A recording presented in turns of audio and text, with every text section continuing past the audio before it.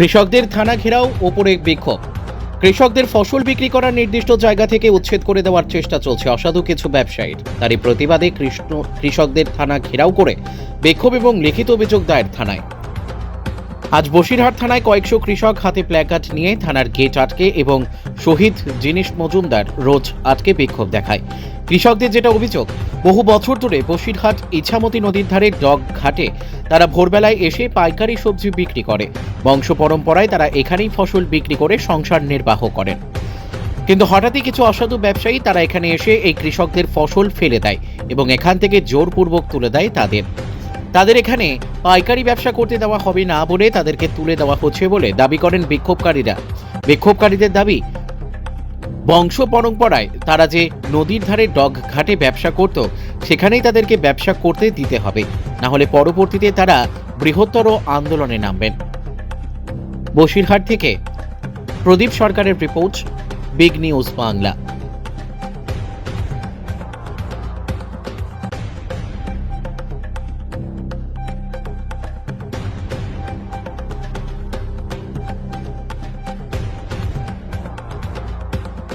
এই রাস্তা, এই থানার সামনে আপনারা এই যে বিক্ষোভ দেখাচ্ছেন, কারণটা কি?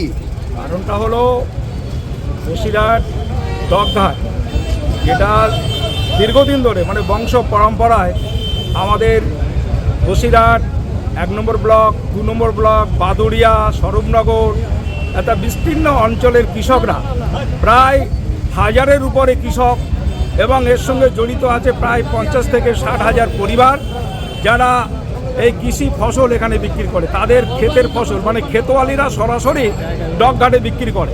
এতদিন ধরে শান্তিপূর্ণভাবে তারা ব্যবসা করে আসছিল, কিন্তু আমরা দেখলাম যে এখন কয়েকদিন আগে, এখান থেকে 5-6 দিন আগে, ওখানকার যারা পাল্টা পার্টি আছে তারা জোরপূর্বক কৃষকদের ফসলের উপর লাথি মেরে সেখান থেকে ফেলে দেওয়া। তারাও কি ব্যবসাদার? তারা হচ্ছে ব্যবসাদার, কিন্তু তারা সবজি বিক্রি ব্যবসায়ী নয়।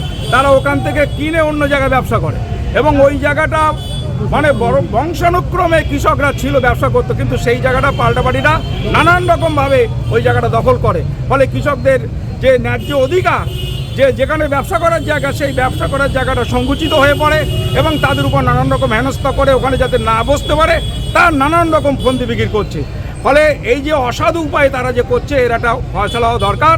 আমাদের দাবি খুব সঙ্গত যে বংশ পরম্পরায় কৃষকরা, ক্ষেতওয়ালিরা তারা যে ক্ষেতের ফসল বিক্রি করছে তাদের সম্মানের সঙ্গে বিক্রি করতে পারে তার ব্যবস্থা করা, এবং প্রয়োজনে আমরা থানার ওসিকে বলবো যে দ্বিপাক্ষিক বৈঠক করে আগামী 10 দিনের মধ্যে সমাধান করুক, না হলে কৃষকরা আগামী দিনে বৃহত্তর আন্দোলনের দিকে যাবে। তখন যদি কোনো আইন শৃঙ্খলার অবনতি হয় তার দায়িত্ব প্রশাসনের উপর। আমাদের বক্তব্য সেইটুকু। আপনারা কি সেই জন্য রাস্তা অবরোধ করেন? হ্যাঁ, সেই জন্য রাস্তা অবরোধ।